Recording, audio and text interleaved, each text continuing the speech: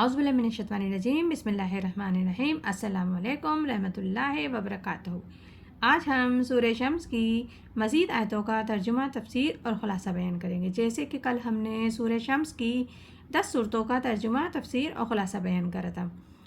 یہ سورہ شمس میں اللہ تعالیٰ نے 8 قسم کی قسم کھا کر بتایا ہے کہ جو بھی شخص اپنی نفس کے خلاف رہا، اس کی قید سے آزاد رہا، اپنی نفس کو سنوارا، وہ کامیاب و بامراد رہا، اور جو شخص اپنی نفس کا غلام بن گیا وہ نامراد اور ناکام رہا۔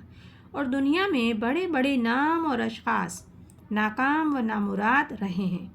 ان میں سے ہی سمود قوم کا واقعہ بھی اس صورت میں بطور مثال پیش کر کے لوگوں کو اس کے انجام سے ڈرایا گیا ہے کہ وہ کس طرح انہوں نے سرکشی کی تو آخرت میں تو ان کو سخت سزا ملے گی، لیکن دنیا میں بھی ان کو سزا کی ایک قسط دے دی جاتی ہے۔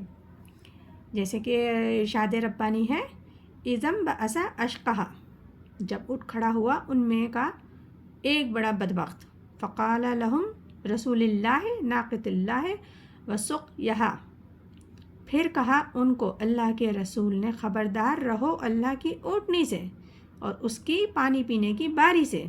فَكَذَّبُوهُ فَعَقَرُوهَا فَدَمْدَمَ عَلَيْهِمْ رَبُّهُم بِذَنبِهِمْ فَسَوَّاهَا، پھر انہوں نے جھٹلایا، پھر اس کو پاؤں کاٹ دیے، پھر اس کو کاٹ دیا، پھر الٹ مارا ان پر ان کے رب نے سبب ان کے گناہوں کے، پھر برابر کر دیا سب کو، وَلَا يُخَافُ عُقْبَاهَا، سب کو، اور وہ نہیں ڈرتا پیچھا کرنے سے۔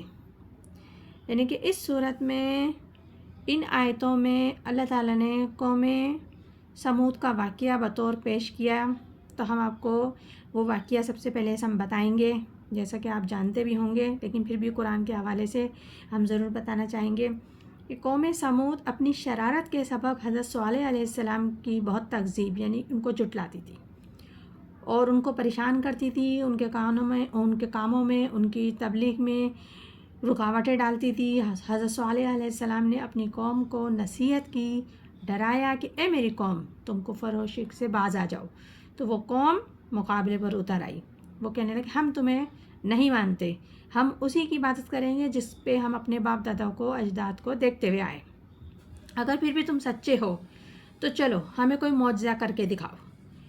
تو انہوں نے بولا بتاؤ کیا؟ تو معجزہ بھی انہوں نے بولا وہ بھی ہم ایسا بتائیں گے جو ہماری منشا ہوگی، ہماری منشا کے مطابق معجزہ کر کے دکھاؤ۔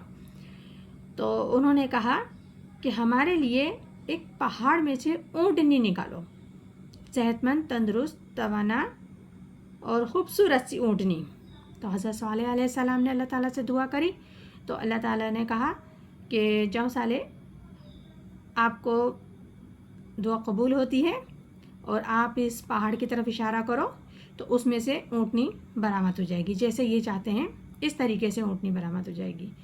تو ایسا ہی کیا حضرت صالح علیہ السلام نے، پہاڑ کی طرف اشارہ کیا، اس میں سے ایک خوبصورت اور ہر نقص نکات سے پاک، ہر عیب سے پاک، خوبصورت سی لمبی چوڑی سی حسین اونٹنی اس میں سے نکل آئی۔ پھر حضرت صالح علیہ السلام نے اپنی قوم سے کہا، اللہ کے حکم کے مطابق جو اللہ نے انہیں فرمایا کہ اب یہ گھومے گی پھرے گی، جہاں سے دل چاہے گا کھائے گی، تم اس کو بدنیتی سے ہاتھ مت لگانا ورنہ تم سخت عذاب میں گھیر لیے جاؤ گے۔ تو ان کی جو علاقہ تھا اس میں ایک دریا بہتی تھی، تو اس میں جو پانی ہوتا تھا چشموں کا گرتا تھا، تو وہ پانی کہا حضرت صالح علیہ السلام نے کہ ایک دن یہ پانی اونٹنی پیے گی اور دوسرے دن ایک دن آپ یعنی کہ قوم پوری پانی پیے گی۔ تو اس طرح ہی سلسلہ چلتا رہا، چند دن تو ایسے گزر گئے، لیکن پانی کی قلت کی وجہ سے جو لوگ کافر تھے اور جن کی فطور میں ہی سرکشی تھی، یعنی کہ فطرت میں ہی سرکشی تھی، تو وہ لوگ اس سے پریشان ہونے لگے، عاجز ہونے لگے۔ انہوں نے کہا کہ بھائی یہ تو اونٹنی پانی پی جاتی ہے، ہم تو پیاسے رہ جاتے ہیں، تو بھائی ایسا کرتے ہیں اپن اس اونٹنی کو قتل کر دیتے ہیں۔ 4 لوگوں نے اس کا ارادہ کیا کہ ہم ایسا کرتے ہیں، اس اونٹنی کو قتل کر دیتے ہیں۔ تو اس میں کیا نہیں اگر صالح علیہ السلام نے کہا تھا کہ اگر یہ ہم اس کو ایسا کرتے ہیں تو عذاب آ جائے گا اللہ کا. تو اس میں سے ایک بدبخت اٹھتا ہے، وہ کہتا ہے جو ہوگا دیکھا جائے گا، میں تو چلا اونٹنی کو. اس نے سب سے پہلے جا کر اونٹنی کے پیر کاٹے، پھر اس کو ذبح کر دیا، اور پھر جا کے حضرت صالح علیہ السلام کے سامنے نہایت بدتمیزی کے ساتھ بولا کہ اب میں نے وہ معجزانہ جس کو تم اونٹنی کہتے تھے اس کو ہم نے ذبح کر دیا، اب جاؤ تم اپنے رب کو بولو جو عذاب لانا چاہتے ہو لے آؤ. تو صالح علیہ السلام نے کہا یہ تم نے کیا کر دیا، اب تمہاری بدبختی تمہارے ساتھ دی ہے. تو پھر حضرت صالح علیہ السلام نے کہا کہ آپ 3 دن اپنے گھروں میں رہو اور اس کے بعد اللہ کا عذاب تمہیں آ کے گھیر لے گا. تو پہلے دن جب وہ اٹھتے ہیں تو ان کا رنگ سرخ ہو جاتا ہے، وہ عجیب ہو جاتے ہیں. تو انہوں نے کہا یہ صالح علیہ السلام بڑے پریشان کرتے ہیں، نصیحتیں کرتے رہے، ڈراتے رہتے ہیں، کبھی کیا بات لے آتے ہیں کبھی کیا بات لے آتے ہیں، ہمارے کو تو ہمارے دل کو نہیں بھاتی، ہم نہیں مانیں گے ان کے اصول اور ان کے قاعدے، لہٰذا ایسا کرتے ہیں ہم حضرت صالح علیہ السلام کو ہی قتل کر دیتے ہیں. تو اس نیت سے 9 لوگ چلے حضرت صالح علیہ السلام کے گھر کی طرف. تو راستے میں چل ہی رہے تھے حضرت صالح علیہ السلام کو تو اللہ تعالیٰ نے الہام کے ذریعے بتا دیا تھا اور ان کو ارشاد بھی فرما دیا تھا کہ آپ اپنی فیملی کو لے کر ایک پہاڑ کی چوٹائی پہ چلے جائیں، لہٰذا اب اللہ کا عذاب عنقریب آئے گا اور ان کو گھیر لے گا. تو وہ تو چلے گئے.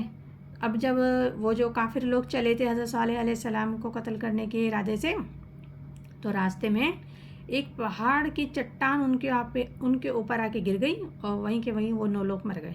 جیسے ہی خبر پھیلی کہ یہ 9 لوگ مر گئے تو لوگ ڈر گئے کہ اب تو بھائی عذاب آ گیا اللہ کا، اب ہماری خیر نہیں. تو پھر وہ کرنے لگے کہ معافی تلافی کیسے کرے، لیکن ہر بار تو اللہ معاف نہیں کرتا نا، ایک آدھی چانس اللہ تعالیٰ دیتا ہے، معاف کرتا ہے. لیکن اب انہوں نے حد پار کر دی تھی کہ اونٹنی کو ذبح کر دیا جو معجزانہ طور پہ پیدا ہوئی تھی، پھر حضرت صالح علیہ السلام کے قتل کے ارادے سے بھی چل پڑے ان کے گھر کی طرف. تو پھر وہ گھر میں سو رہے تھے، وہ سوتے ہی رہے تو زلزلے کی نے ان کو اپنی لپٹ میں لے لیا. وہ اپنے گھر میں سوئے کے سوئے رہے، اوندھے منہ رہ گئے اور زلزلے نے ان کو تہس نہس کر دیا. اور پھر ایسی کڑک کے بجلی چمکی آسمان سے کہ ان کے بھیجوں کو اس کڑک نے آواز نے پھاڑ دیا. تو یہ عذاب ان کے اوپر نازل ہوا جس سے وہ ایک جھٹکے میں دھرم بھرم ہو کے رہ گئے.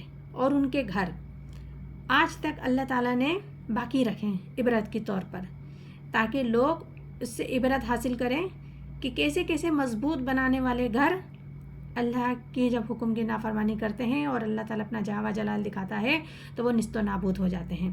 گھر ان کے باقی رہ گئے، وہ اپنے گھروں میں اوندھے کے اوندھے پڑے کے پڑے رہ گئے.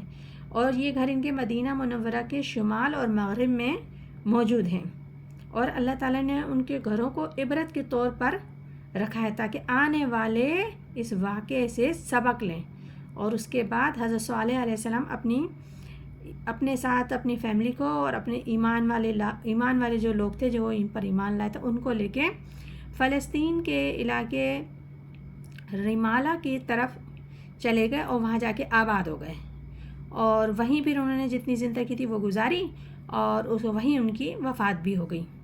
تو اس طرح یہ سورہ شمس میں اللہ تعالیٰ نے لوگوں کو بتایا، ڈرایا کہ آپ اپنی حد میں رہو. جب اللہ تعالیٰ اپنے جہوا جلال میں آتا ہے، جب رسی کھینچ لیتا ہے اللہ تعالیٰ منافقوں کو، کافروں کو، ڈھیٹ لوگوں کو ایک ڈھیل دیتا ہے کہ جب حد دیکھتا ہوں میں تم کس حد تک جاتے ہو.